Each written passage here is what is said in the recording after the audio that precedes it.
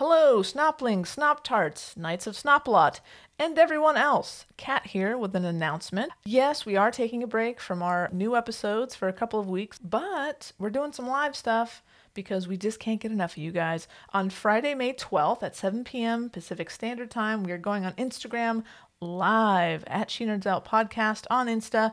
Come on over. We're going to be chatting it up. We have some topics we'll be talking about. Maybe some friends will stop by to say hello.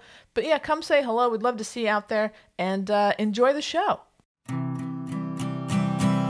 Strong women, badass gals. Some of them are more than pals. Our show can be a little gay, But if you're not, that's okay. you can listen and have fun either way. Xena, Star Wars, Doctor Who, guests and music and reviews. Game of Thrones, Winona too. We promise there's something for you. She Nerds Out. We're girls that like nerdy things. Nerdy things. Hello and welcome to the She Nerds Out Podcast. I'm Kat. I'm Wendy. And this is Tara. On today's episode, it's a very special episode of She Nerds Out, the podcast. Not only do we have a mail sack, and do we have some big Kat Burrell Akon banner news, I think it's most important that you know that this episode is so special because we are talking to the one and only Sister Beatrice, Kristina Tonteri-Young. How excited are we? Freaking excited, Kat. Nothing else matters today. These last 2 weeks have been very focused. They have been. And Kat, you and I watched the whole series. I mean, Tara watched season 2 in like one day. Yes. I mean, it took, but I mean, not because I didn't want to watch it, because I had things to do. And every day I'd come home, it's like, Tara's like, you want to watch Warrior Nun? Are you ready to watch Warrior Nun? What are you doing? Why aren't every you now and then text, hey, you guys watching Warrior Nun? Yeah. Are you watching Warrior Nun? I'm like, I've gotta. And I loved it.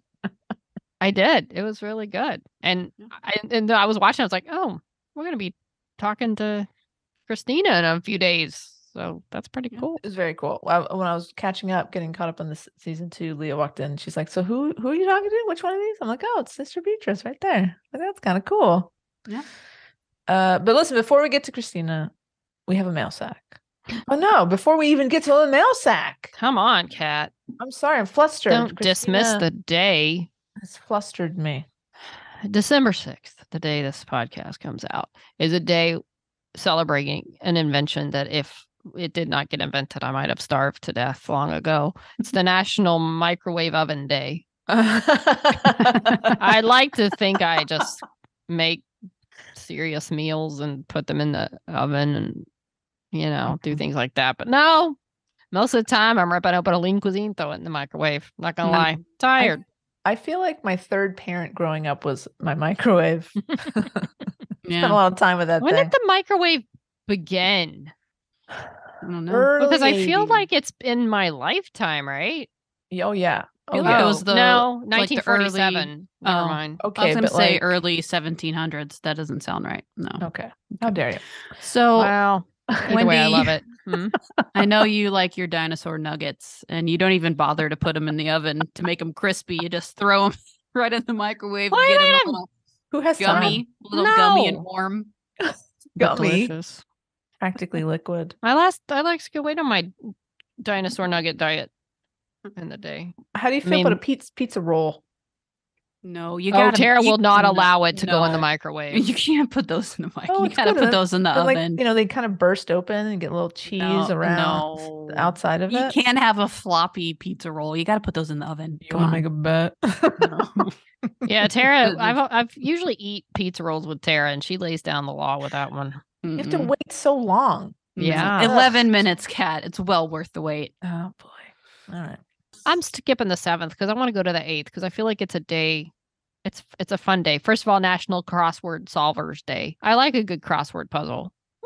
Challenges the brain. I like it. Not the hard ones because I can't do those, but medium level. I like them. Okay. It's also National Brownie Day. And after we record this, Oh. I'm going to go make some brownies because I have Hey. discovered the perfect combination. I have this specific brownie pan that cooks them already Oh. cut up into little squares. And I've discovered the right time and heat. They are the perfect brownie. Brilliant. So anyway, I'm going to go make those. Also, December 8th is pretend to be a time traveler day. I don't know how you pull that off, but It's fun. I like that. Yeah. Oh, it says step from our TARDIS or flip open our Omni while wearing clothes from the past. What does that mean? Anyway, pretend to be a time traveler. Yeah, you just you wearing Like clothes wear from old the clothes past. or something. Yeah. Okay. And you like just that. that's fun. That's fun. I like that. Okay. Yeah, I do too. I'd like to, Or you like would come back and pretend to be someone's grandpa or something, like say that, like Kat, I'm your grandmother. Freak him out. Just to freak him out. There's some good time travel movies out there. Y'all need to watch Primer if you haven't. I'm putting a shout out for Primer. Nice. It was made Time for like Bandits. $1, not really, but low budget. Guy just decided to make a movie, and he figured out. Yeah, you made a told movie. us about it was shot in like this. Richardson, Texas, and it's like there's mess ups in the film. It's like, it looked cool, so we left it. That's anyway, fun. good movie, time travel. Now, December 9th, Christmas card day, which I'm guessing means get your act together, get your Christmas cards going. Because the mail, the USPS comes out every year about this time and says, you better mail it now. It won't get there by Christmas. Yeah, so, good reminder. Yeah, I got to do that someday. Oh, I'm going to jump to the 11th because you know what day that is? National Noodle Ring Day. I like the word noodle. Okay. What is a noodle ring? It's a kind of noodle, I guess. Sounds very sexual. Little round. Oh. It does, but it's a little round pasta noodle. Oh my. It doesn't sound less sexual when you put it like that. It's very insightful. It's like SpaghettiOs. It's basically SpaghettiOs. Oh. Type of noodle, I guess you'd find in a can of SpaghettiOs. Is that the end of the days? Maybe. When's the 12th? What day is the 12th? Oh, it's the Monday. Oh, it counts because it's National Ding-a-Ling Day, and I just wanted to say National Ding-a-Ling Day is the 12th. I feel like every day around here is Ding-a-Ling Day. Oh, you know what? Actually, it is. It's a day. It encourages people to connect with people you once talked to often, like ring them up on the phone. Oh, like a little that's ding-a-ling. a sweet day. Huh. Call somebody. Call somebody you haven't talked to in a while. Say hello. That's nice. Ding-a-ling-a-ling. You know who we haven't talked to in a while? Caparel. Oh, where's she been? Okay. What's she been up to? Doing Hallmark movies? It's a transition. Yes, she has been doing the Hallmark movies, and she's a big conner. She goes to lots of cons. She's going to be at the Curse Con coming up very soon. Mm-hmm. Anyway, she's still been taking off sweaters though. She took off another sweater last week. Go with Did you watch her movie last week, Kat?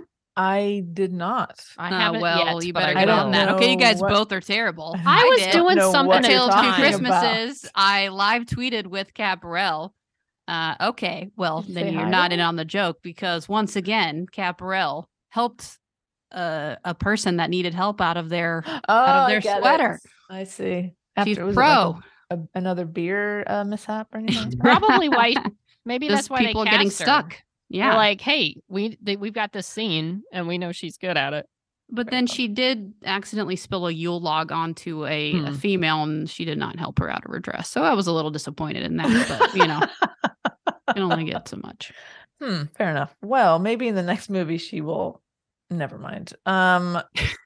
So I brought up Caparel because listener Erper Heidi Hansen is donating her Caparel autographed Akon banner to one of our listeners.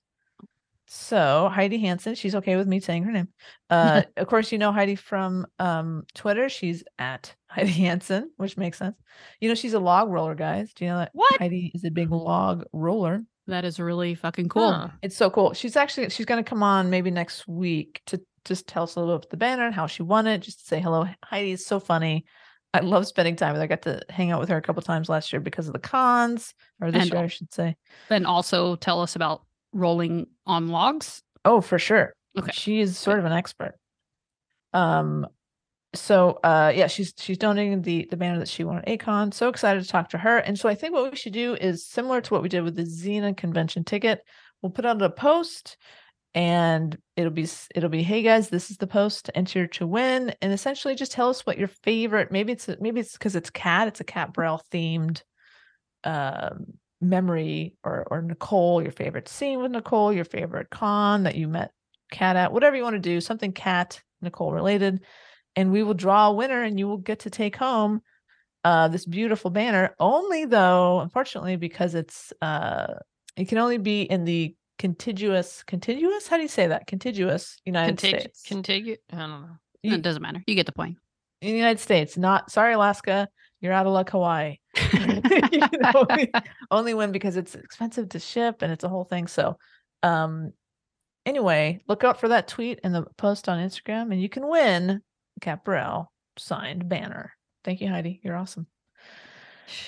Guys, we go to the mail sack? Let's jump into the mail sack. All right. I have an email from Heather. Heather says, "Hello, nerds. I'm genuflecting and crossing myself as we all enter Warrior Nun Holy Week. I have completed season 1 and just started season 2. I will be sure to finish the homework before the deadline. I'm looking forward to the interview with Kristina Tonteri-Young. Tara, take some deep breaths and try not to lose your ever-loving mind. I know you will all ask excellent questions, and I hope you ask a question about filming in Andalusia and Madrid. Salve Regina." I looked it up. Do y'all know what that means? No. A prayer in the form of a hymn to the Virgin Mary. Oh. You think I was going to try to say that without looking it up? Well done. I mean, it looks like it sounds, but anyway, we actually didn't ask that question. I'm sorry. I didn't see this email, but I'm sure she hated it because it's ugly and probably horrible. No, I'm sure she loved it because it's beautiful. Terrible. My gosh, that is a beautiful, beautiful show with all their awesome locations. It's gorgeous. Wendy, a shout out to your comment about green bean casserole, this 1970s classic, as well as the chocolate jello pudding dream whip pie are my annual Thanksgiving assignments. They were delicious. Man, what else do you need for a meal, really? Chocolate jello pudding dream. That's me. I'm talking this one. Green bean casserole and chocolate jello pudding. Bring it. Heather continues, "Kat, your Sister Act comments always make me smile. I plan on rewatching them as well as Nonsense 1 and 2 while waiting for season 3 of Warrior Nun. I remember Blanche from the Golden Girls was in one of the productions. Giving thanks for you, Sisters of Snop." Prayer hands, Heather. Sisters of Snop. I feel like those hands should be like, oh. Yeah. I guess like that. It's cute. All Thanks, right, Heather. Thanks, Heather. Thanks, Heather. I've got one from Alex. Ooh. All right. It says, "Hey, Snops. It's been a minute, but work has taken over my life lately. And although I've continued to listen, I haven't had a chance to email you. But when I heard you were diving into Warrior Nun, I had to send you a note. I really enjoyed hearing your thoughts on season 1. And of course, I'm so excited to hear your interview with Kristina and the season 2 chat. I did not watch the show when it first aired, but you think by now I would have learned to listen to Netflix since How I Found Winona, but nope, I didn't press play when I should have. Anywho, with all the season 2 noise, I knew I had to see it. So the weekend of the premiere, I binged season 1, and by the week after, I was all caught up. Nice. Now I've watched both seasons a healthy amount of time. I absolutely love this show. You can see the care they've given each character, to the dialogue and to the fight sequences, and visual effects are top shelf. Not to mention the filming locations are superb. They've done an incredible job in just 18 episodes, and they absolutely need more seasons. Hear. Okay, this email is getting too long. I could talk about this forever, LOL. After Winona, I didn't think I could love another show as much, but come on, badass women who do most of their stunts, amazing fight scenes, great storytelling, Avatrice, one of those lightning in a bottle casts who, by the way, are easy on the eyes. I can go on and on. Also, I may or may not have a small crush on Ava/Alba. I look forward to the next few episodes. Bye for now, Alex. All right. Thanks, Alex. Doing the homework. Yeah. Yes. Well, I think I'm going to have to watch it again when I have time. I mean, we've got definitely wanna time before season 3, but I like going back on a show because it's, I watched it in just a few days and I want to go back and watch now that I've seen, gotten to know the characters and, I do want to watch it from the beginning again at some point. Yeah. Sure. It's fun to do that. And you always catch stuff that you missed the first time. Yeah. You know what fun surprise I liked in season 2? Mm-mm. Tara heard me rant all about this. Seeing Sister Camilla's short haircut. I love her hair.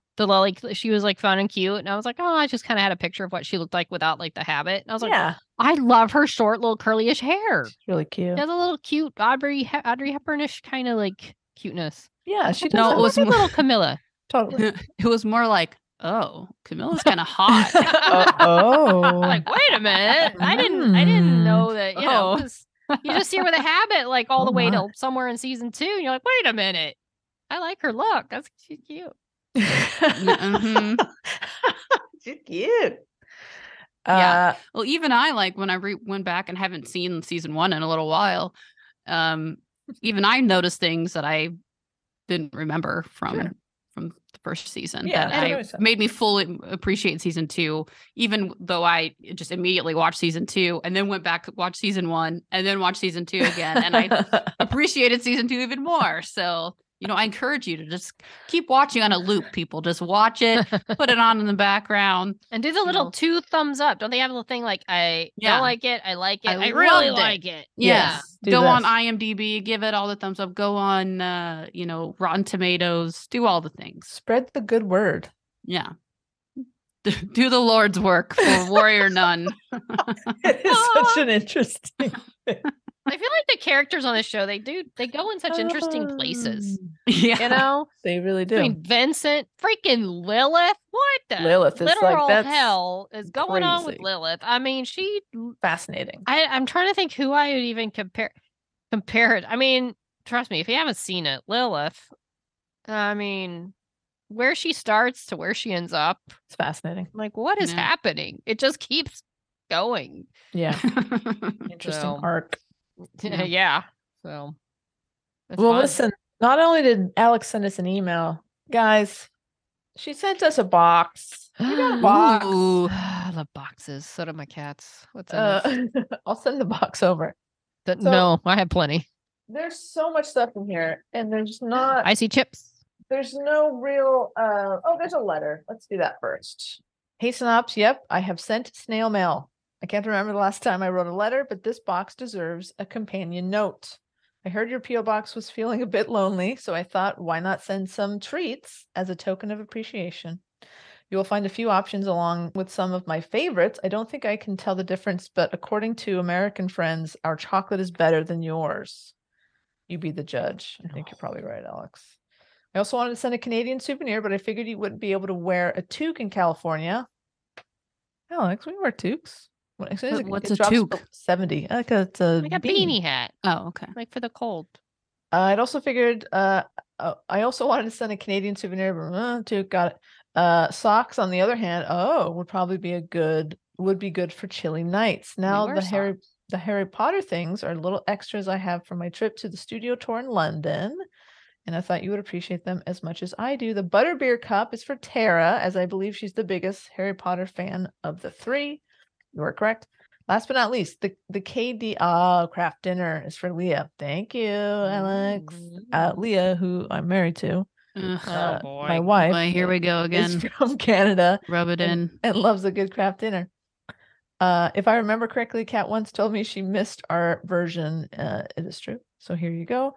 I hope you all enjoy the treats, and thank you again, Alex, aka the tech support department. P.S. Anne, if you're reading this, because we share a P.O. box with the Why Not podcast. And if you're reading this note instead of Kat, first, how dare you? Second, at least share one chocolate with them. And third, I'm kidding. You would never, LOL. And don't worry, I'll make sure to bring a bag full of treats for you. That's very sweet, Alex. So we got ketchup chips. Oh, Alex. Oh, no. that is not for Tara. No. You don't like these? Oh she my God, ketchup. No. Wendy, what do you think? I'll try one, but Okay. Tara literally runs from ketchup. I'm not Tara's bag. I love them. That she will not eat that. Okay, these really cute Canadian themed. There's like a moose. Oh my God, adorable. There's 3, so we're gonna split those. We're each getting luggage tags for 9 3/4. Harry Potter. 9 3/4. Stuff. Here's the mug. Cute little mug for Tara. Sweet. Butterbeer. Oh boy, I got Wonder Bars. Coffee Crisp, which are really good. Have you guys ever had a Coffee Crisp? I haven't. So good. Can't wait to What's do it. What's in the Wonder Bar? It's a peanut butter caramel experience. This is all coming. That sounds delicious. Oh yeah, Oh I my like a good gosh. experience. This is all coming to the podcast party, right? Of course. Oh yeah. Whatever's left. Just kidding. We got Mars bars. We got caramels. We got Smarties. Oh my God. What? Oh no. Kara's worst nightmare Oh. besides ketchup.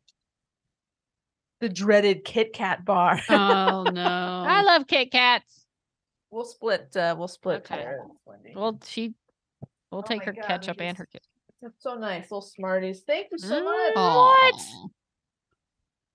Oh, these are chocolate covered raisins called glacettes. I'm not a raisin girl. So fancy. I'll keep these two. Okay. Thank you, Alex. You're Thank very you, sweet. Alex. You're so sweet, Alex. You're so Tori Amos song. Delicious. sweet as She these was can a be. raisin girl. No, Tori Amos. don't know that. Love Tori Amos. Big fan. That's a raisin girl. That song's about raisins. What's the lyric from? Was it Cornflake Girl? Nice. So nice. That's gonna go. I'm literally drinking out of my other mug. I don't have that one, but I have the other Harry Potter mug from the Boar's Head. Oh, look at that. That's so funny. I don't have the butterbeer one. And look, there's these little notes like crumpled up my Harry God. Oh, Potter. cool. Is that like a Cute. thing, Sarah? It I- is like I don't know. That's when you, cool. voted for Harry or something like that. like the name in the Triwizard Cup or and the something. Triwizard. Yeah. That's really cool. Cool. Oh, that's cool. Awesome. There's 3 of Hope these. no one too. was harmed in the burning of those papers. Wow. Alex. Binging. Alex is too much. That's so Thanks, sweet. Alex. Thanks, Alex. You're the best. Well, I guess that's our show. No. Oh, okay. What else do we have left? We're gonna do a little interview Oh, okay. with Kristina Tonteri-Young. That's coming right up. But first, I'm gonna put a little disclaimer. We are going to release the video of this interview What? a few days after the audio of this podcast that you are literally listening to right now. We have to do a little editing, Sure. a little posting. So it will be there. Fear not.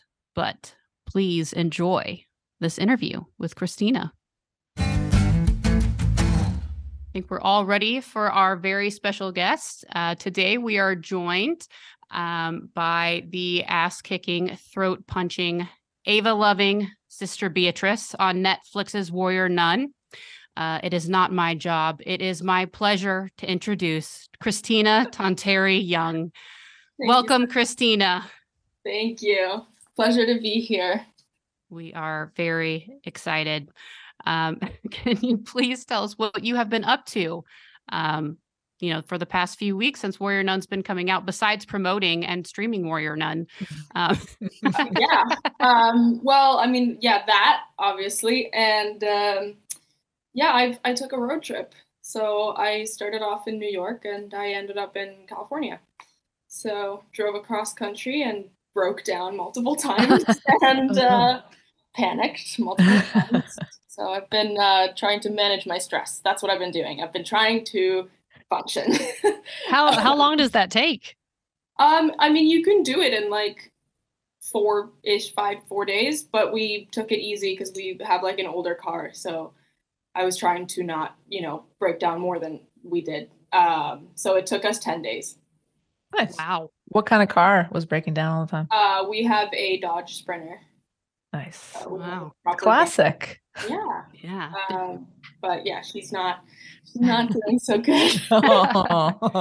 Any camping, or was it like hotels, or did you guys? No, we were like camping and then Wow. nice like rest stops and stuff like that. Nice. And it's fully self-sufficient, so you can cook and take showers and go to the bathroom in it. That's awesome. Yeah. Did you stop at any crazy roadside, like giant ball of yarn, kind of weird roadside attractions that you have in America where No. you're like, come see this weird giant log or whatever, like when you're driving cross country? There was some kind of thing that we all literally, it was called like The Thing, and I think it was in New Mexico. We've been there to the thing. I Yeah. don't even remember what it was, but we've stopped at the thing. It's the What is thing. it? I forgot. but we didn't go because we were too afraid the band was going to break down. Oh. We were just like, get us to California and we will be happy and grateful. So that's what we did. We just came here. We were like, we spent a few days at a mechanic's like parking lot, and then we were like, we gotta just try to make it there. Power through. Could have just taken a plane. Oh, it's so easy though. It's like, that's so simple. Why take a plane? Yeah. Why not just make it hard for yourself? What were some of the highlights if you had to put it, The desert was great. I mean, like coming through New Mexico was awesome. And then it rained a lot, so highlight was, not dying on the shoulder of the I-10. Like as the 18-wheelers like whiz by you this close, you're like, I'm okay. Damn. I get it now. Any flat tires that you had to change, or just? Yes, 2. Oh my God. Blew both back tires at the same time. Oh my God. Yeah. Okay. I think we were in New Mexico. Yeah. So just before we went into like desert. Wow. And it was super windy as well. So everything was kind of going like this. And then everything started going more like this. And we were like, that's not good. Let's pull over. And then both back tires were pretty much like stripped and gone. And there was nothing like visibly on the road. They just wore out. So wow. Guys, check your tires. I just had a flat today. I just got back from getting it changed. So I get it. Nail in the tire. Yeah, you need to decompress. It sounds like a stressful 10 days. Yes, it's a little stressful. We were like driving and every little noise the car made, we were like, it's not fun at all. What a way to relax and de-stress then. But we're here now. We made it. We're very grateful. We're here. Awesome. So what are your plans now that you're going to be there for a little while? So the plan is to move here permanently. So we're around in the van for a little bit and then just looking for work and apartment. Cool. Somewhere. We haven't exactly decided where yet, but probably not like in LA proper, but somewhere around. Yeah. So you're in San Diego? Yes, right now. Okay. Yeah. Yes. San Diego's better than LA. We're all in LA. Yeah. I'd say I suggest San Diego. Everyone of my friends who live in LA has been like, don't live in LA. Yeah. LA has its good points. I'm sure it does. Yeah. As a visitor, it was great. Right. And you're into surfing, right? So definitely San Diego is great for that too. Well, I know for me, I feel like I'm cheating if I'm not watching Warrior Nun. I feel a little dirty. So it's a little hard for me to stray. So I think a lot of people listening can probably relate. So yeah. Yeah, I think it was a couple of weeks ago that you binged all of season 2, and then I finished it yesterday, the whole series. And so I feel like, and I don't know if you've seen any of the chatter online, but it feels like to me, like there's this buzz, this excitement, like on Twitter and everywhere. And I know we had talked to Nora Dominic, who is an entertainment reporter for BuzzFeed, not weed. That's a different site, different website, much more laid back. But yeah, so she was saying people had been telling her, watch Warrior Nun. She's like, okay, I'll do it. And then she did it in like 3 days. And now she's out, right? She just put an article out today about like why you have to watch this show. So I feel like I'm seeing so much more of that, of people like discovering it now that season 2 has come out that hadn't watched it before. And just like, wait, where is this show? But this is fantastic. And so I don't know if you've seen any of that, because I feel like I'm seeing a lot of people just like really jumping onto this. Yeah. I mean, it's incredible how good the reception of season 2 has been. And I see people like who didn't watch season 1 when it came out going back being like, oh shit, I should probably go and watch the first season so I can watch the second season. And people being like, should I watch this? And people being like, yes. No, the reception online has been great, and all the fans are so fun, and it's really fun to interact with them, and they're also generous, and the art is great, and yeah, it's one of the most talented fandoms I've ever seen. So yeah, no, I'm incredibly grateful for the good reception of it, and I'm actually going to BuzzFeed next week. Nice. Something with them. So yeah. Awesome. Yeah. Did you get recognized at all on your road trip, or have you been recognized in person? I've been recognized in New York, but not on the road trip because we didn't interact with that many people. On the road trip. That was another point to just like right. Okay. myself. have you met anyone or gotten pictures from fans that are cosplaying you now, Beatrice? Yeah, there was one person who went as like I don't know which Comic-Con it was. Might have been San Diego or LA, but somebody went as like a fusion of Beatrice and Ava. It was actually really cool. They had like the halo, and then they had like nunchucks, and yeah, it was awesome. Nice.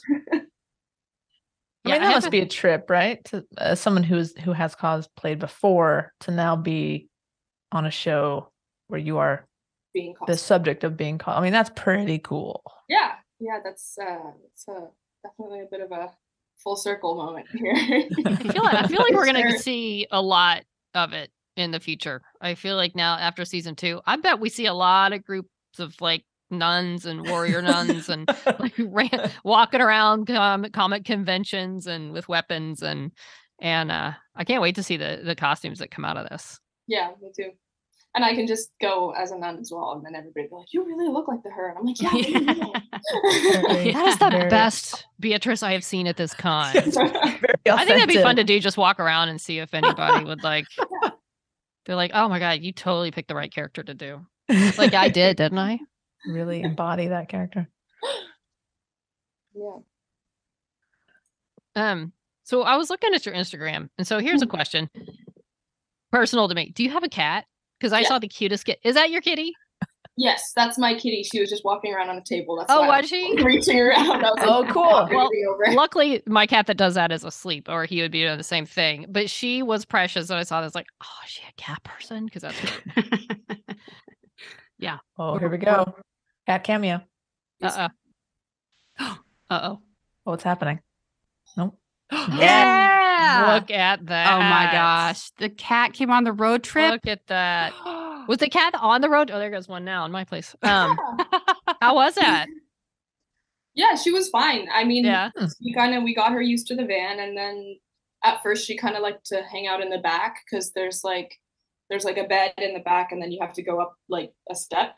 But inside the step there used to be like a cabinet, but we took the cabinet door out and just made it into like a little den for her. Nice. So there's like the step, and then there's like a box inside. Oh. So at first she liked to hang out there when we were driving, but then at some point she just started like coming to the front, and she'd like just hang out on the armrest or like next between us, because we have a massage table as well, because we brought that over, and then she would just sit on the massage table. So, that's awesome. Yeah. What's her name? Catarina. Oh, Catarina. That's really adorable. Cute. Nice. We found her, and I was like, I don't want to name her before I know I can keep her. And then the vet was like, what's the name of the cat so that we can make the appointment? And I was like, Catarina. So, and we're like, I guess that sticks. Yeah. Nice. Perfect. I can't believe I have not really encountered that many cats named Catarina. I'm gonna have to suggest that. Yeah. I do cat rescue, so I'm putting that on the list. It's really cute. Yeah, Empress Catarina. Yeah. How have I not come across a cat with that name before? It's perfect. Honestly, it's great. Sassy motherfucker.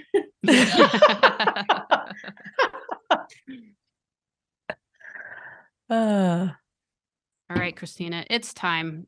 So, as we've talked about, the fans have really been a huge part of this show. And so we have a lot of questions to ask you that we're just curious about, the three of us. And then we've got a lot of submissions. I actually put a post up on Twitter yesterday, like around noon. And I was like, hey, I'm just going to put it out there. I'm going to see if anyone has any questions that maybe we'll ask Kristina.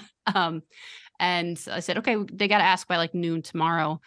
And then we got like over 250 responses. So we're not going to ask all 250 today. So, okay, you can go on there if you want later. So we have some that 5-hour thing we were talking about. Right. So we have some stuff, and that we'll go over with you in a bit. And if you're cool, we'll just go over some. We've got some Avitress questions for you, and just if you're down to answer some stuff, yeah, we'll go for it. First of all, are you familiar with the whole Spotify Wrapped thing going around right now? Yes, I can't for the life of me figure out how to find out what mine is. Okay. Oh. That was one of our questions. Never mind. Well, what kind of music in general do you listen to? That was one thing we got. A lot of like early 2000s emo music. Okay. Nice. And then like if I'm in a really happy mood, like rockabilly, rock and roll, I really like dancing. I really like jiving, and so that kind of music. And then I'm a sucker for some classical. I grew up around that, so if I'm feeling really dramatic, I'll put on some opera. Wow. And then yeah, if I'm driving, Okay. some like reggaeton or something. Oh, nice. Yeah. Do you still play piano? Yeah, well, again, same thing. I haven't really exactly been in a place where I could have a piano Right. for a while, so I haven't played in a while. But yeah, definitely a useful skill to keep up. Yeah. Awesome. All right. You think you can convince Simon in season 3 to have Beatrice, when she's like going off to do her own thing, to have her be like learn to surf? No. No. No, I actually don't know. Like, it's Simon, so you never know. Like, he might just pull something out of his back pocket. But just throw it out there. Just a thought. Put it under his door. Be like, please. Yeah. All right. Well, I could see that. Come back in season 3 and like Beatrice is off just like surfing. Living in some kind of beach community and surfing. Or something. Just who lives at a beach. Gone completely from like the nun habit to like hanging out in a beach and bikini and surfing. It's like, who is this Beatrice? So what's happened? Yeah, I'm drinking margaritas. She's got the drinking thing down by then. Yeah. But Ava, look where I am now. Yeah. You'd be so proud of me. Right.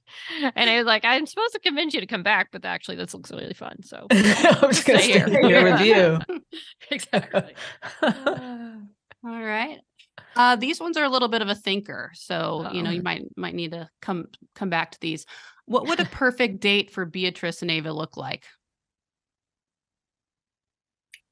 I feel like something like an observatory or like something. First of all, maybe like a carnival, and then like go to the observatory and like look at the stars, and something like that. Like something like instructive where you can learn something about the universe. And then, like, go to the carnival and go on the rides and like eat candy floss. Okay, very nice. Yeah. All right. Is there a song right now that you can think of that you would play over the season 3 Ava-Triss reunion scene? I'll come back to that one. Okay. Yeah. We're gonna circle back. Yeah. It might, That's a tough one. To go on my Spotify right now. Take a note. Okay. Yeah. If you could give Beatrice relationship advice, what would it be?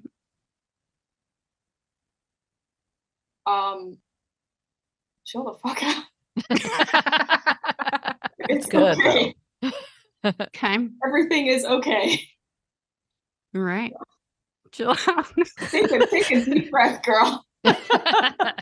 Yeah, you do a gay panic really well. I just have to say, like your moments, like you. of the like, So oh good. God, oh no, oh no. I think it's just like She touched me. Oh God, in real life all the time. like So yes.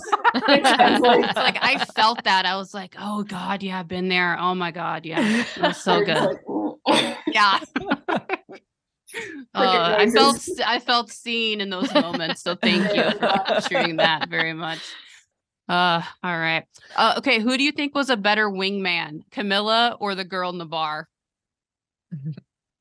Well, Camilla's the OG wingman. Okay. Yeah. Camilla will always be the wingman. Yeah. Okay. All right. What are you most looking forward to as the next step in Beatrice and Ava's relationship in season 3? Let's see. I mean, it'll be very interesting to see what kind of developments Ava's been through in the time that they were apart and how that affects the dynamic in their relationship.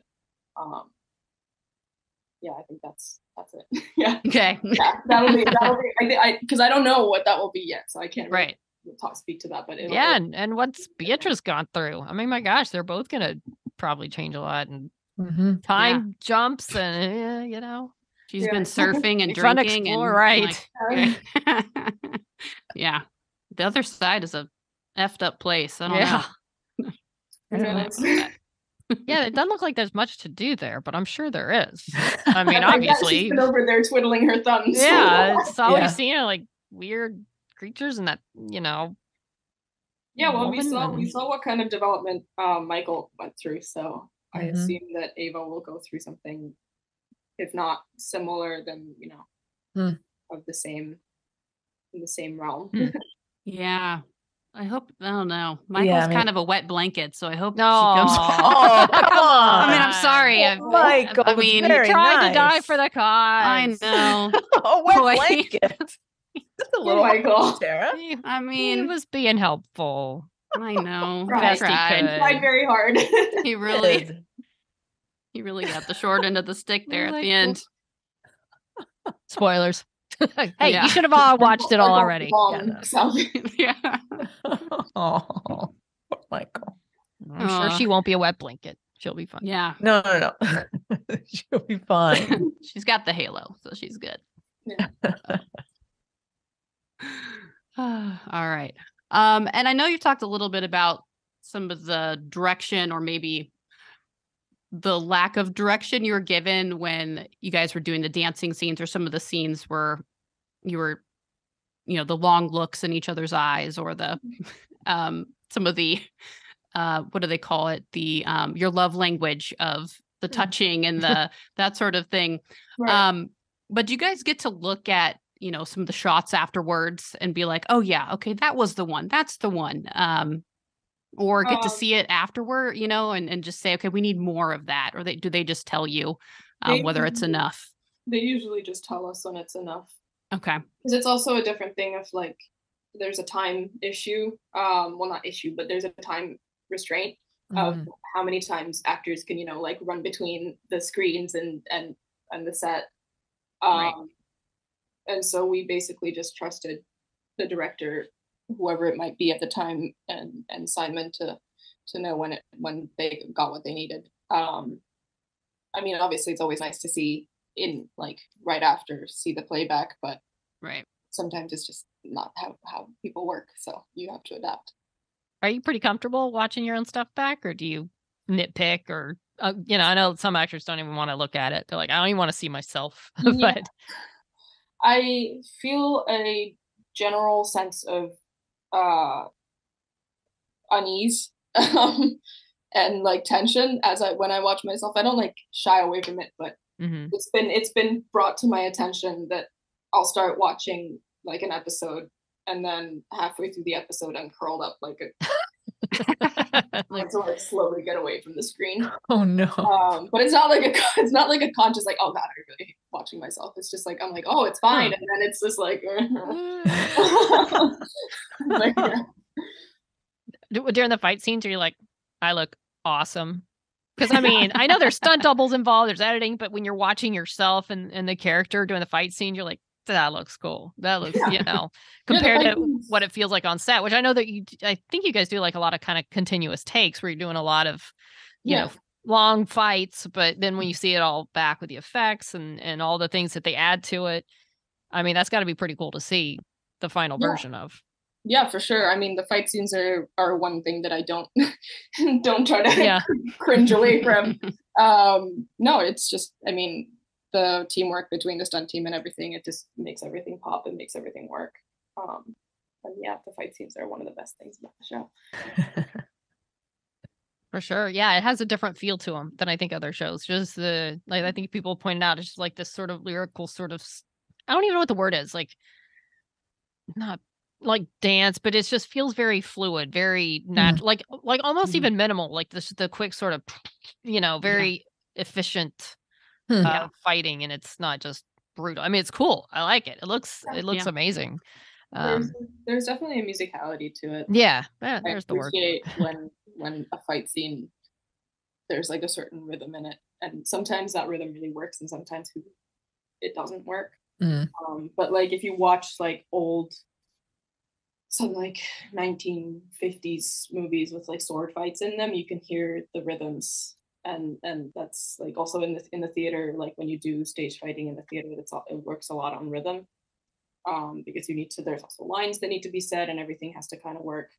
But then you have the luxury in film where you have like editing and you have music and everything, so you can edit the music to follow the fights, and those are the most satisfying ones. Yes, all the clanging and the yelling goes together with the music, and yeah, it just all worked out very well. I really enjoyed all of that. Go off every now and then, just like even to pretend. Do you remember like day one of stunt training back in season 1? Like the first thing you learned? Was there any bruises or blood, and were you like, what the hell am I doing here? I think there were bruises. I don't remember there being blood. That's good. Good. Only internal bleeding. No, I think the first things we did as a group, it was Lorena, Toya, Olivia, and I, just like kind of like a team building kind of stuff. We learned to kind of do some drills with pistols and guns and stuff, and yeah, I think that was the first thing that we pretty much did when we went in, was learn those drills, and then learned how to like teamwork, how to cover a room, like if you're in a situation where like there's a closed door and you need to go cover the room, and how to enter a room safely and how to clear a room safely. So all of that was pretty cool. And then they gave me a bow staff and I hit myself with it. Yeah. Does it give me any confidence, like you're walking on the street and you're like, I think I could take somebody? Did you have that false think of like, I do this, I could fake my way through if I had to, like, yeah, actually take him defending myself? No, but the nice thing is like the stunt team are like, this is how we're gonna do it in the movie, and this is how you would actually do it. So they do teach you like the real way to like put in a chokehold, or like that's cool, someone's wrist, or like, stuff like that. So it's like yeah. I could get away with something in a minor situation. Like if I had to. Yeah, but then they're like, but don't do this version when we're filming, because that will literally don't get them. We're filming, because that will hurt. Yes, that will puncture their liver. So don't do that. Well, that's very responsible of them not to send you out in the wild with like these useless skills to at least let you protect yourself. Like, when you punch someone in the throat, stop this close to their throat. Oh god. Real life, it's like, well, it doesn't do anything, does it? No.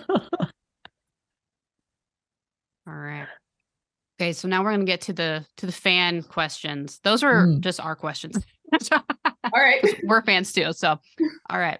So first, a message from the fans that say, tell her that we are staying hydrated, taking care of ourselves, and we are, most importantly, we are still streaming Warrior Nun. So, yeah. All right. So one of the first ones we got that had the most likes, they want to know, how did you transition into acting, specifically auditioning for Beatrice? And did you audition for any other characters? And what was it like to get the part? How did I transition into that's like a three-part question. Yeah. So how did I transition into acting? One. Well, I stopped dancing at around 14-ish. And then I was kind of not really sure what I wanted to do. So I was playing the piano a lot, trying to catch up on years that I had been dancing and not playing the piano. And then I thought really hard about it and was like, no, I do like telling stories, and I like, being on stage and that kind of artistic expression. So I started looking at acting colleges and acting classes, lied my way into a few acting classes in New York. That's called acting. I mean, yeah, exactly. I'm already kind of okay at this because I was still under 18 and they weren't accepting anyone under 18. So yeah, I'm 18. And kind of decided I liked it, and then applied for a few colleges and got in, and yeah. And then I think it was like December of 2018, I believe. This would be like the end of the first semester of our last year in college. I had met my agent, and I hadn't signed with him yet, but he was sending me a few auditions already, and an audition came through for Ava, which I then went into Suzanne Smith's office, casting director's office, and read for Ava.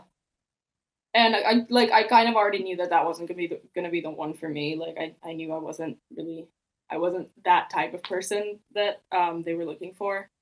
So yeah, that was no surprise that I didn't get a recall for that. But a few weeks, I think it was like a week later or something, they sent me sides for Beatrice. They were like, let's try this one. So I went into the office again and read.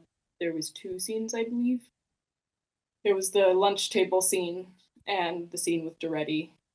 So I think I read those 2 scenes with the casting assistant. And yeah, they didn't even do a callback. They were like, yes, you're perfect. Okay. Oh. And then the next thing, I got a call from my agent being like, I'm not allowed to tell you this, but yes. And then he was like, you have to pretend to be surprised when Simon calls you. So then Simon called me. Like, what?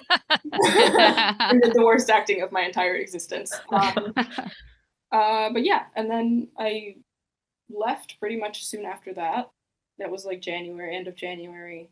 I left school early to do season 1 and wrote my thesis while I was working on season 1. Whoa. Whoa. Oh. Oh. You think the cat did it? Wow. I blame the cat. Well, we'll just sit here. You have to keep that in. Take a break here. Oh, no. Oh, look. Hey.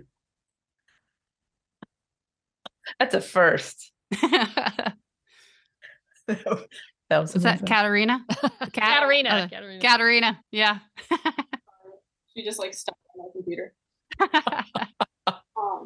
So sorry, you said you were writing your thesis while shooting season 1. Yeah. So I had like a 10-day break from shooting, and I just like shotgunned my thesis in those 10 days. Whoa. Wow. Yeah. That's really impressive. Yeah. It was pretty stressful. Wow. I had no idea what I was doing. I was like, because it was a pretty broad, like, they weren't like, write about this. They were like, you can pick what you want to write about and just talk about your process and stuff like this. And I was like, I haven't my process. So yeah, I wrote my thesis and we finished filming and graduated and everything was there. Wow. So, yeah. That's impressive. You're a very ambitious person. I can see why. Yeah. Well, you do what you gotta do. Wow. Wow. Okay. Very cool. All right. Next question. Do you think we'll get to see Beatrice's archery skills in season 3? I hope so. That would be very cool. I agree. Yes. What's your favorite weapon that you've used so far in the first 2 seasons? I'm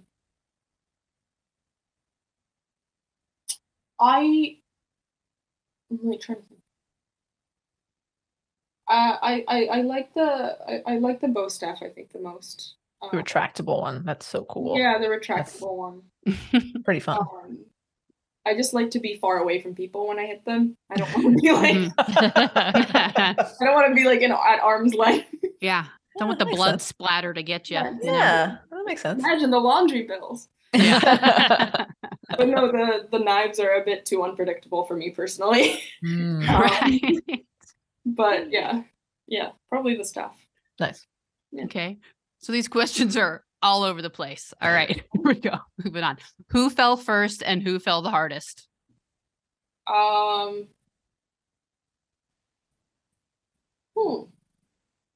think Beatrice for both. Was first. And okay. Then I don't know for hardest. Okay. Both pretty well matched. Okay. In my opinion, I'd say that that look that Ava gave in the first episode of season 2 was pretty hard. Yeah. Okay. Here's one. Who's the big spoon and who's the little spoon? I feel like Ava's the big spoon. Okay. Huh. Fair I enough. don't know. Well, I mean, look, if Ava's the little spoon and, all of a sudden that halo starts going off. Oh, yeah. I mean, Right. it's probably better to have her in the back. On Where the the outside. halos, that might be a little dangerous. That's smart. That is Spoon practical. in the halo. So, Mhm. Always like Good switch it choice. up. Yeah, Good I choice. don't want to like blow Beatrice off the bed by accident. Right. Yeah. I mean, she gets all happy, Very excited dangerous. or something, Right, and right. starts glowing, and Yeah. That's a Yeah. good point. just keep the halo to the back. Right. All right. What was your favorite outfit that Beatrice got to wear in this season? And did you get to pick out anything yourself? My favorite outfit, probably the like grayish white shirt and the like dark gray pants. I really, really love those pants. Yeah. Those pants. And they were like, Oh, no, you did? Oh, no. I really wanted those pants. Bummer. But yeah, I mean, they brought out a bunch of stuff on the rack when we were doing our like initial costume fittings, and it wasn't like I got to tell them what I wanted and then they just sourced it, but it was like they brought out a bunch of stuff and then I could be like, I'm not sure if this is, and then I mean, Kristina, the costume designer, she can tell when somebody's comfortable in something and when they're a little bit like, so yeah. All right. Oh, Preventative There's the cat culprit. swoop. Yeah. All right. I like this one. Okay. In season 1, how did it feel talking to a giant stone and having to pretend that Ava was inside during a very emotional scene? I talk to stones all the time, so Oh, yeah. not very strange. Actually. Cool. Yeah, I mean, yeah. They're good listeners. Yeah, they're very Yeah. listeners. They just absorb. Yeah. No, it didn't feel that strange, honestly. I think out of all the pretty strange things we do on this show, that was not the worst. Right. Fair enough. That's true. That's I fair. feel like actors are always talking to things that are just, have this emotional speech with this CG creature and, Right. look at that But- spot. This fall. Right. This The tennis ball. Yeah. So Rock, it's a good scene partner. At least The Rock was there, It was there for you. It was there for you in your eye It line and existed. it listened and yeah. Yeah. Good Rock. Right. Good Rock. Any thoughts on what Beatrice's inner monologue was when Ava kissed her? And would you be willing to recite it in the English accent? I mean, I think her, when something happens and your mind just goes blank and you just hear like white noise and then like your ears start ringing and then everything starts slowly coming back. Mm-hmm. I'm like not sure there was an inner monologue. I think it was just like the realization of, oh my God, it's happening. And then wanting to grasp the moment before it's gone. Mm. So Absolutely. yeah. Yeah. Good answer. I'm not sure there is an inner monologue. All right. What's your favorite Avatrice scene? Okay. Well, right now it's the you're jealous, that's absurd scene. I like that one. Yeah. Okay. But also the fight in the apartment is pretty high up there on the list. Yeah. That was one of my favorites too. All right. And what's your favorite meme to come out of this season? Meme. When Beatrice says that's absurd and they put all those like mathematical like equations. Oh, yeah. All the equations. I like that one because I feel that one very deep in my soul. I like that a lot. I'm like, don't know what's That's going on. adorable. Yeah. All right. And who in the cast was usually the first to break character? I think we're all pretty good with not like corpsing or stuff like that. But Okay. I don't know. I really don't know. I think we're all pretty good at even if something's going horribly wrong, we try to stay until they call cut. Okay. I mean, Alba posted a clip of us hanging on the wires and laughing our asses off and still trying to do the scene. Very seriously. Very professional. Very professional. We were, Till the end. You can hear us wheezing on yet stopping to say our lines and then starting to wheeze again after we finished. But yeah, no, I want to say we're all pretty good at not breaking character unless something goes terribly wrong. Yeah, Right. I honestly don't know. Okay. And if you could cast anyone to play Beatrice's parents, who would it be?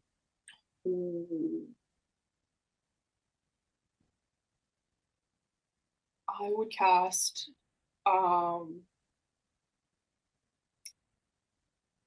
Michelle Yeoh to play Oh, that'd be great. Excellent choice. and I would cast, let me see, what's his name?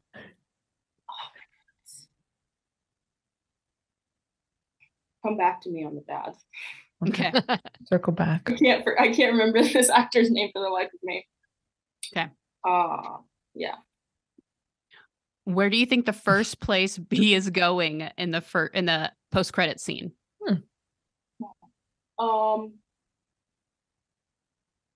Maybe back to Switzerland. I don't know. Okay.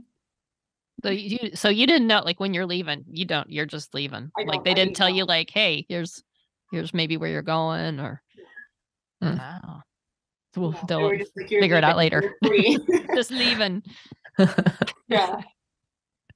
All right. And if Beatrice was ever to get a tattoo, what would she get and where? I think it would be in this life. Oh, that is a good. Oh, I bet there's a lot of those tattoos out there now. Or they're gonna be. I know there are, because I've written down some of them for people to tattoo. Oh, cool. Yeah, people were like, "Can we get your handwriting?" So I wrote down. Oh, No, there are some on some people's arms and stuff like that. The whole thing in this life or the next. It's like the whole one. Nice. Because apparently I have decent handwriting. Well, that's good. That helps. They can have a readable tattoo as opposed to. Yeah. I don't know where though. Probably somewhere she could see it. Yeah. Okay. Well, with Beatrice's outfits, usually, I mean, you could get it anywhere. No one else is seeing it. That's true. Usually, she's pretty covered. I mean, now new Beatrice going off to surf. Know about new Beatrice. Who knows where that's going to be? Tops. Right. Yeah, just tattoo up and get some. Everything's showing. Shows up for season 3 with a full sleeve.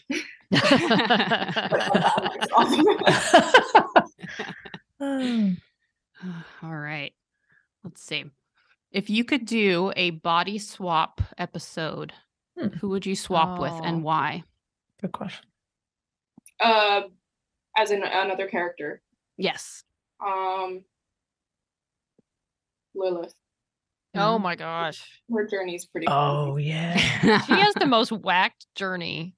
Yes. Like so interesting. Literal roller coaster. Seriously. And then wings. I mean, come on. That hot wings. Y'all call her that on set? No, because that's a good name. Like, hey, hot wings. I'm gonna do it from now on. I'm gonna call her hot wings. You absolutely have to. Sister Hot Wings. Wow. All right. Well, thank you so much for answering all of those. That was amazing. You're a very good sport. Any thoughts on the dad? Yes. Circling back. Look up this actor. He was just in. This will take 2 seconds. Hey, half the things we talk about on the show, we have to look it up. Yeah, while we're talking about it, research. I would like the guy who played the ship captain Ike on 1899. I'm probably gonna butcher his name, but his name is Andreas Pietschmann. Oh. Or Pietschmann. So he's a really fantastic actor. That would be pretty cool. dynamic. He fits the age range. I don't know 1899. Is that like a pirate show? No, it's like so kind of like a sci-fi mind-bending kind of like puzzle. It's like a big puzzle. The whole show was like a big puzzle. You really have no idea. Oh, interesting. Uh-oh, cat alert. It's on. Kitty in here, baby. It's on. Oh, yeah. She just wants to be seen. It's okay. Who doesn't? That's right all any there. cat wants. So cute. Oh, Like, she's so Mom, small. Mom, what are you doing? How old is she? She's 10 months, I think now. Oh, Oh, she's Still little. baby. It's like toddler, teenager. Yeah, that's really crazy. Yeah, she's always like, let me out. And then we let her out and she's like, let me in. And I'm like, she's like, hold me, put me down. Wow. What do you want from me? What do you think the hardest day on set was for season 2? What was the most difficult day for you on set? Hardest day on set. Well, there was a bunch of night shoots that were, we did a bunch of weeks consecutive night shoots. And I think probably towards the end of that, we were all kind of losing it a little bit because we hadn't seen the sun in a month. But I think stuff in Adriel's Cathedral, in that like big concrete building, that was pretty tough. It was really cold inside and like very humid, and just kind of felt like it got into your bones a little bit. And I also like had a horrible cold, which was not COVID, but I had a horrible cold. And if you had COVID, obviously you were in quarantine, but if you had a cold, you were like suck it up. Shove you out there. Right. So trying to manage that as well as being in this cold place. So, but yeah. Was that in a sound? One of the PAs, like they put out like a crash mat in one of the tents, in one of the green room tents, and she was just like passed out on it. Like that really summarizes how all of us felt at this point. Yeah. And was that a sound stage, or was that a location? The cathedral stuff. It was. Oh my gosh. It was like a construction site for like a big like Olympic sized pool. Whoa. That was abandoned. Like they had abandoned the construction project. So they put in all the concrete foundations, but they hadn't actually built anything around it. So it just looked like a huge car park, like a multi-level car park. But it was just dark and wet, cold and echoey and dusty. Interesting. Yeah, because there's so many different sets that we saw within that, the cathedral, and it was like kind of confusing to keep track of. Like, okay, they're just in some random concrete corner. Yeah. Was it just really big? You could just grab a locate like a set whatever you guys set up a. Yeah. So the actual building, I don't remember what it was exactly. So the big spiky round building is a real building. I want to say it had something to do with the university or something, one of the university buildings. And then inside of the big spiky building, the cathedral, was a stage. And when we see Adriel come out and the whole thing with the Pope happens, so that was a stage. And then the basement, or like below the cathedral, was that pool. Wow. The pool that was never to be. The non-pool. The non-pool, yes. Wow. Yeah, I kept seeing it whenever they show the wide shot of the spiky building. I kept wondering, okay, is that really a building, or did they take some other building and then digitally put little spiky things on it to make it look cool? But wow, that's a real building. No, it was a real building. Yeah. So cool. Great location. What was the most fun day on set on season 2? Filming the church fight. I like almost died laughing. I could not. I'm not asthmatic, but I felt like I was having some kind of attack because I was just wheezing so hard. And also the fight's great. I love that fight. That's a my favorite. Great fight. Yeah. And how long were you abroad filming overall from start to finish for season 2? 4.5 months. Oh, wow. Jeez. Okay. That seems fast. Yeah, we work very fast. Yeah. Impressive. Not a moment to lose. Yeah. Wow. And then so from start, and you guys started when for season 2? July of Yeah, 2021? 2021. Yes. Okay. And then we finished in November. Okay. Just trying to mentally prepare myself for how long for season 3. Yeah. Okay. Were there any scenes in season 2 that you guys shot that never made it to air? Can you think of any? Like big scenes? No, I don't think so.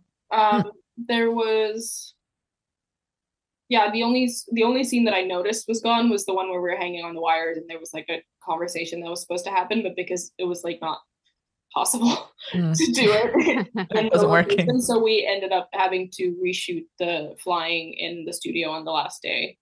And then they had cut the conversation because it was kind of, it turns out we didn't really need it that anyway. So that was probably the only one. Yeah. I mean, I think there's a few little lines here and there, but that's normal. Yeah. Got it. Yeah, I think, speaking of lines, I think one of the times I laughed the most was in the finale of season 1 with your reaction to Adriel's hand coming out of the thing when you're rescuing Ava, and you're literally like, for the buttoned up, by the book character that you are, and just to drop the what the fuck, I cracked up because I feel like you hear that phrase a lot, you hear that line a lot, but I love it when it's delivered, like the timing and the delivery was perfect, and I just cracked up at that. I was like, now there's a place for that. That was perfect. Was a memeable moment. yeah. I'm like, Beatrice earned that because that was freaky. I like that. That cracked me up. Yeah, you gotta earn your cusses. And that's earned. I tell you, oh, hey, kitty. That one was earned. And you know what? See a hand coming out of a rubble like that? Yeah, I'd do the same thing. Yeah, right. I would probably say something much worse. It's very, very nice, controlled, calm delivery of the line. As Beatrice. Is it ever kind of not hard, but because Beatrice is very focused, very sort of still in a way, the calming presence. I mean, is that easy to sort of just like channel everything and keep Beatrice focused, that sort of not stoic, because it's not like she's, not, I don't know what the word, not she's it's just expressive. Yeah. Just more like, but I like that level headed, like, Beatrice, she'll lay it down for you, Yeah, she's solid. Yeah. She's solid. Yeah, solid, reliable, dependable. No, I mean, she's very different from me. So. Good reflex. Very different from me. So, I mean, I find it easier to play characters that are quite different from yourself. But I mean, it was never like a horrible challenge. I think the challenge was more to find the humor and levity to be played within that, because she's quite like on one rounded level. So how do you find range in that? So that was more of a challenge. Is that the hardest part about playing Beatrice? Is sort of what you just described as finding emotions within this sort of flat line? Yeah. Especially finding like lighthearted emotions. Because it's not only that she's grounded, she's also very serious, and she's a very serious person. And then to be able to play levity is within that bracket is kind of, it's challenging sometimes. It's funny. You can't see it, but Catarina's walking behind you earlier. So it's very funny. It's very cute. Yeah, little poking her head out every But that might be a meme later too. Who knows? Just my cat like coming into frame. Yeah. But Kristina, we so appreciate your time, and Catarina as well. So yes, honorary member now. Yeah. But thank you so much for being with us, and I know the fans so appreciate it as well, and just everything you've been doing for the fans, for the show. It just means so much to us, and just really appreciate it. And we'll keep streaming for you and for the show. And just thank you so much for being with us here today. Oh, it was my pleasure. It's lovely to meet you all. And everybody just gotta keep streaming. I know I have. I've watched myself way too many times now. Oh yeah, I think Tara, your dog Charlie, has seen Warrior Nun how many times now? Oh yeah, probably like 50 times. Yeah, I'm gonna get my dog. She's gonna have a sister Charlie outfit pretty soon, I think. So yeah, she's in the Charlie's club. Angel. Yeah. Oh, even better. That's good. I like it. Charlie's Angel. Yeah. Thanks, Kristina. Thank you so much, Kristina. Appreciate it. She's pretty awesome, isn't she? She's very nice, very sweet, very Yes. funny. She has a cat. Love that cat. Cat tried to sabotage our interview several times. The cat just turned full out, just shut the interview down. Like attacked her laptop. That's what cats do. Yeah, she was great. They need a season 3. You know, it's cool. I want to see her continue to play Beatrice and see where the show goes. I'm excited to see what's in store for her character and Ava and everything. And yeah, it was great to talk to her. We know where Netflix lives here in LA. So I feel like if there's any issue with season 3, we know where to go. Yeah, we just go there. We write it. Where is it? Yeah, they're just down there in Hollywood. We know where they are. Well, all right then. Right off the 101. Just show up. Yeah, do the right thing, Netflix. feel good about it. I feel like I feel positive. Yeah, let's stay energy. positive. Yeah. Look, Netflix makes stupid decisions, but this better not be one because it's like I feel good. I feel like people are. I mean, give it some more time. Like people are catching on to Warrior Nun. People are finding word it. Is spreading. People are watching it. I asked my friend Paul, who loves this kind of fight, any kind of fighting sort of shows or films, and I was like, "Hey, have you watched Warrior Nun?" He's like, "Of course I have." Like it's like, well, of course I would watch this show. So yeah, it just needs to keep building. I mean, talk it up and and if you haven't watched it yet, give it a shot. Of course, start with season 1. Yeah, stick with it. It's a good idea. 2. Yeah. Get to it. Hop to it. Then just keep streaming. So it's a great show. Really fun. And like we said, we'll post a video of this interview in the next few days, and we'll keep you apprised. We'll post it on our social media on Twitter at SheNerds at Snop Podcast with 1D and on Instagram at SheNerds Podcast. So we'll definitely keep you updated as soon as it goes up, so you can see Kristina's adorable cat with your own eyeballs. So please stay tuned for that. Very excited. Definitely. All right. Well, you just stole my line. I know. Do it again. I just did the whole thing. Do it again. Twitter again at Snop Podcast with 1D. And Instagram at SheNerds Podcast and Facebook. Please send us an email to shenerds@gmail.com or go to our website, shenerds.com, where you can send us a message or a voicemail. You can check out our videos, including this interview with Kristina. You can buy some merch and you can buy us a beer. Yeah. And our YouTube channel is at SheNerds Out as well. So if you go to the YouTube channel, you can just go ahead and subscribe and you can be ready whenever it does go up. Yeah, just go subscribe. Subscribe to us everywhere. And you'll never miss a Warrior Nun announcement again or anything.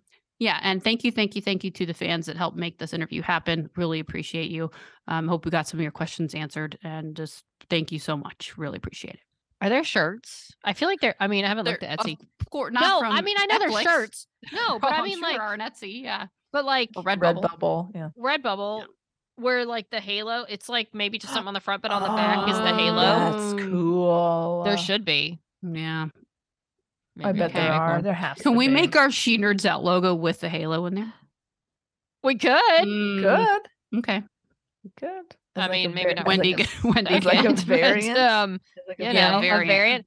That's pretty cool. That's okay. Good idea. Well, I gotta go get to work on that, I guess. So all right, we'll wrap this up. And thanks everybody. Thank you. We'll see you next time. And until then, SheNerds out. SheNerds Out. We're girls that like nerdy things.